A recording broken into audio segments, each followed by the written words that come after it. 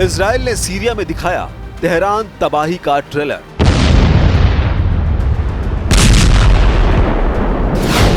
Latakia missile base जैसे Iran पर बरसेगा बारूद।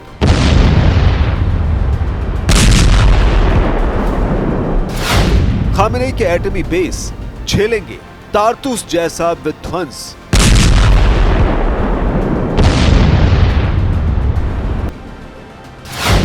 ट्रंप से मिला युद्ध सिग्नल, ईरान को घेर कर मारेगा इजराइल।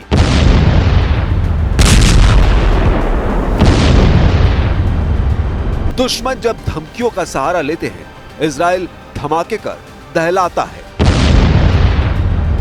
ईरान की धमकियों का जवाब नेतन्याहू ने जंगी जेट से बारूद बरसा कर दिया है।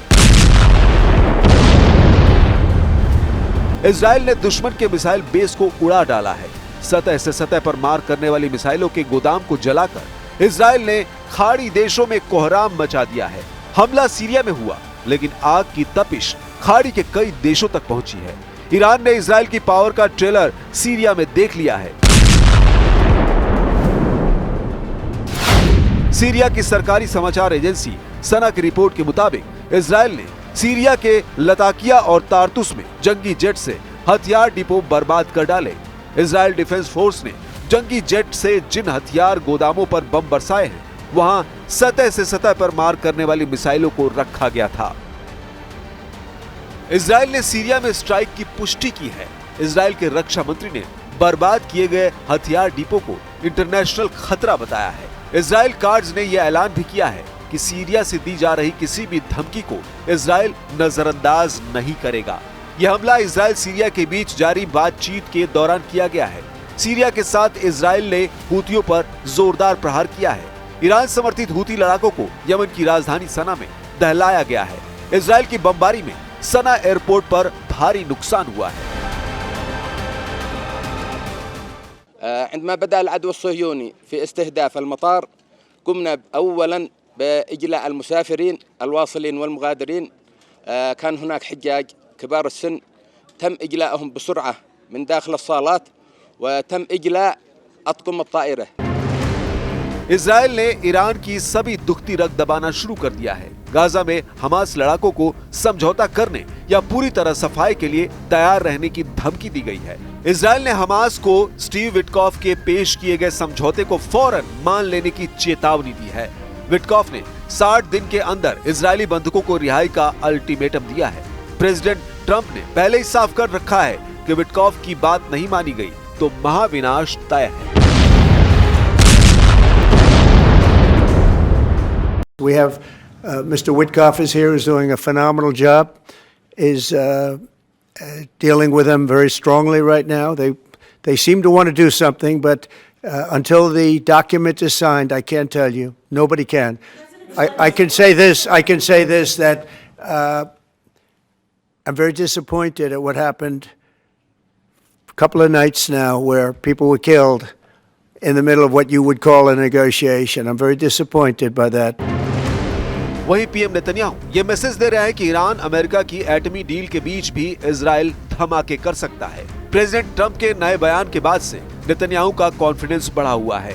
ट्रंप ने व्हाइट हाउस में शुक्रवार को ये कहकर हड़कंप मचा दिया कि ईरान के साथ एटमी डील में वो एटमी अड्डों को उड़ाने की मंजूरी भी चाहते हैं, जिसके बाद टकराव का नया एपिसोड शुरू हो गया है। ट्रंप को ईरान ने मुंहतोड़ जवाब दिया है।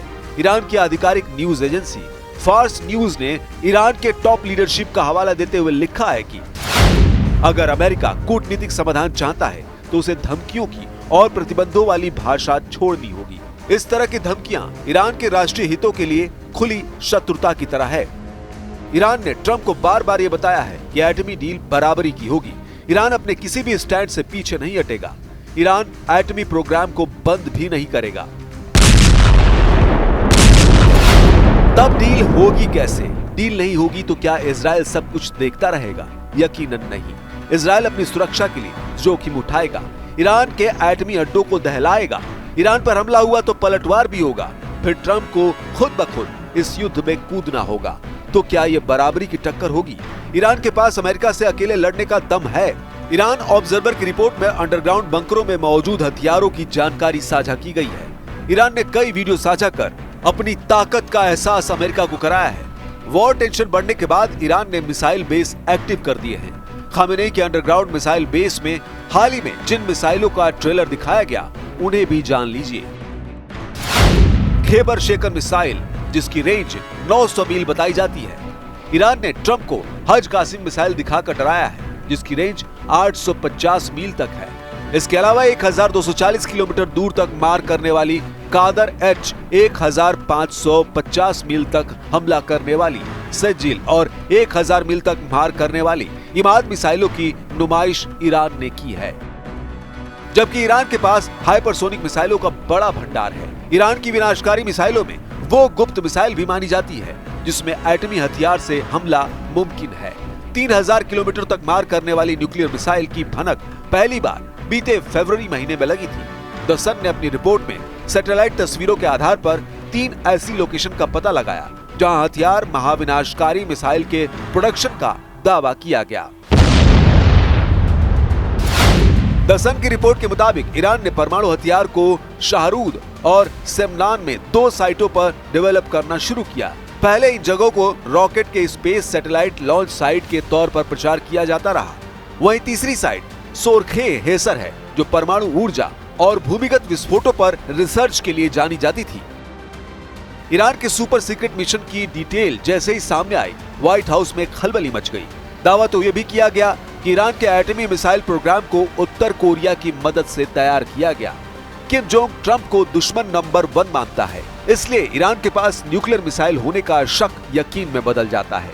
तो क्या अमेरिका से ईरान टकराने की जुर्रत दिखाएगा? क्या सुपर पावर से युद्ध का जोखिम मोल लिया जा सकता है? मौजूदा हालात ऐसे जोखिम से बचने का सिग्नल देते हैं। अमेरिका के लिए ईरान को मसल देने में कुछ दिन लग सकते हैं, बस इससे ज्यादा का फर्क नहीं होगा। ट्रंप एक मिसाइल धमाके से युद्ध का फैसला कर सकते हैं। अमेरिका के पास इंटरकॉन्टिनेंटल बैलिस्टिक मिसाइलों का ऐसा जखीरा है जिसके एक धमाके से ईरान में बारूदी प्रलय आ सकता है।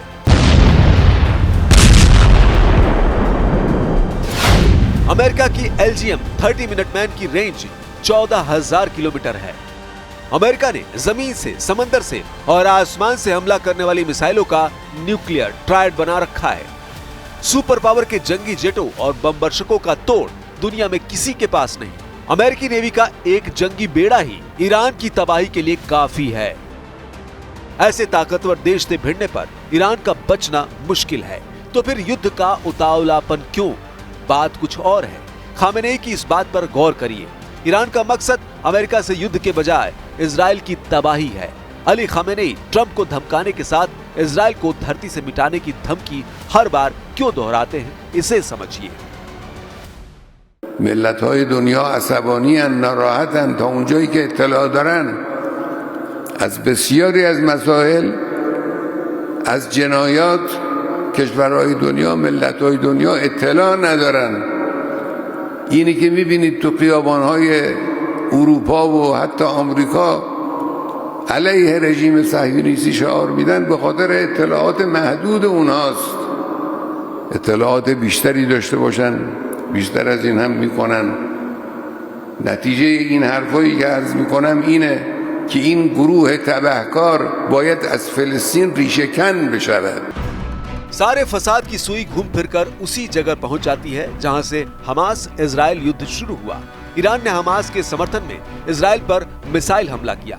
इजराइल ने मिसाइल हमले के जवाब में ईरान के न्यूक्लियर अड्डे पर बम बरसाए। युद्ध चलता रहा। इस बीच ट्रंप दोबारा राष्ट्रपति बने।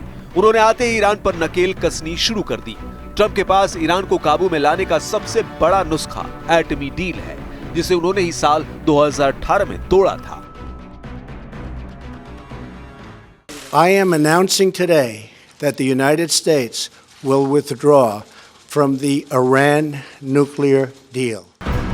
अंतर्राष्ट्रीय परमाणु ऊर्जा एजेंसी की माने तो ईरान परमाणु बम बनाने के बेहद करीब पहुंच चुका है। इसलिए अमेरिका की तरफ से उसे बार बार चेतावनी मिल रही है, मगर ईरान ने अब परमाणु प्रोग्राम पर झुकने से साफ मना कर दिया है, जिससे युद्ध का माहौल बन गया है। हालांकि इससे भी बड़ा एटमी युद्ध का खतरा तुर्की की तरफ से बढ़ रहा है, जहां इजराइल के हमले के बाद तुर्की शांत नहीं बैठने वाला। सीरिया में एर्दोआन ने बहुत बड़ा दांव लगा रखा है। कमांडर जुलानी को अलशरा बनाकर एर्दोआन अघोषित सल्तनत चला रहे हैं। इजराइल तुर्की को सीरिया से दूर रखने के लिए बारूदी प्रहार करता रहता है, जिससे दोनों देशों के बीच सीधे टकराव की नौबत किसी भी दिन आ सकती है। तुर्की के युद्ध में आने के बाद इसके वर्ल्ड वॉर में बदलने में देर नहीं लगेगी।